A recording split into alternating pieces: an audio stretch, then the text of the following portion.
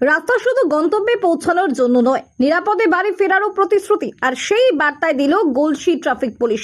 পূর্ব বর্ধমানের গলসি উড়োচটি সংলগ্ন এলাকায় ট্রাফিক সচেতনতা কর্মসূচির আয়োজন করল Galsi traffic guard. Traffic OC Piku দাসের নেতৃত্বে পথচারী, মোটরসাইকেল আরোহী এবং অন্যান্য গাড়ি চালকদের ট্রাফিক আইন মেনে চলা, হেলমেট এবং সিট বেল্ট ব্যবহার এবং নিরাপদে গাড়ি চালানোর বিষয়ে সচেতন করা হয়। এই সচেতনতামূলক কর্মসূচি চলাকালীন জনসমক্ষে মদ্যপ অবস্থায় ঘোরাফেরা ও বিশৃঙ্খলার অভিযোগে দুই ব্যক্তিকে আটক করে পুলিশ। পরবর্তীতে আইনি প্রতিক্রিয়া শুরু হয়েছে। ট্রাফিক পুলিশের আবেদন, সচেতনতার কোনো বিকল্প নেই। নিজের নিরাপত্তার পাশাপাশি অন্যের বিকল্প জীবনকেও সম্মান করুন। ট্রাফিক নিয়ম মেনে চলুন, নিরাপদে থাকুন।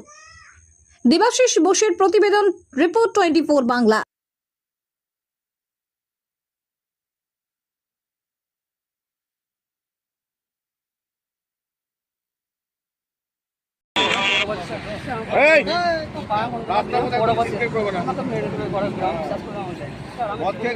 খেয়াল থাকে না ছেলে